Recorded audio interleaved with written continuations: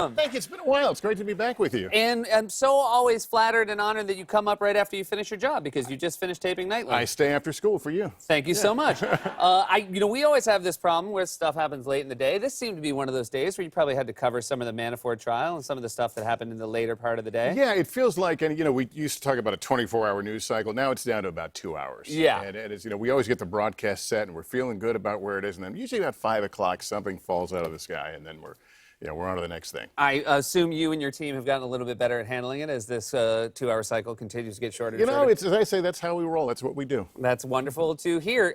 This is the thing that keeps coming up that I always want to ask you about.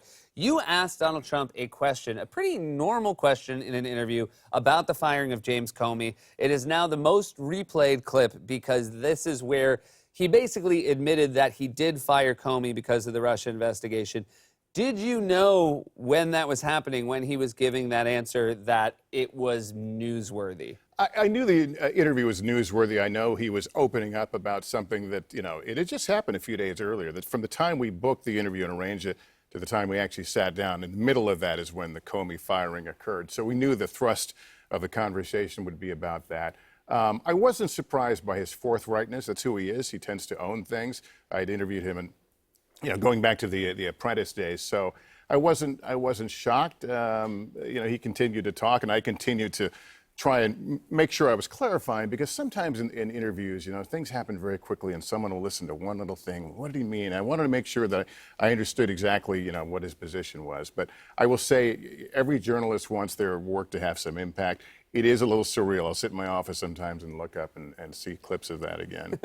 It's also interesting. One of the reasons I think it endures as well, not just from the information, it was not a gotcha question, and it was a very politely conducted interview. Even when you interrupt to ask for clarification, it seems like you're trying to help him make the point he makes, which is then the point that is being used against him so often. Yeah, and I appreciate that. I appreciate that. I mean, I tell people, any journalist would have asked virtually the same questions given the timing of when that interview happened.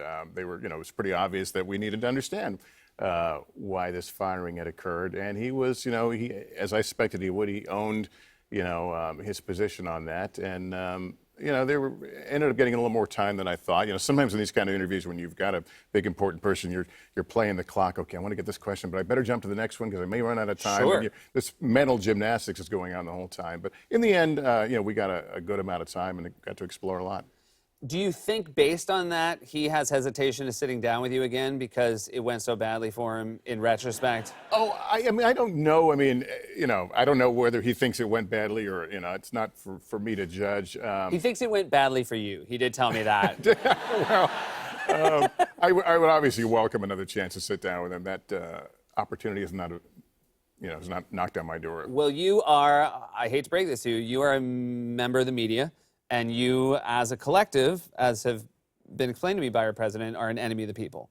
And he's recently tweeted that you are dangerous and sick. Is it strange to be representing a profession right now that the president of the United States is just full bore attacking on a daily basis? I let the fake news stuff roll off my back. It's not fun. But I think most people understand an organization like ours, and a lot of the organizations under fire have been doing this for decades and decades, and we've earned a lot of trust with our audiences and a tradition of excellence. So I let that roll.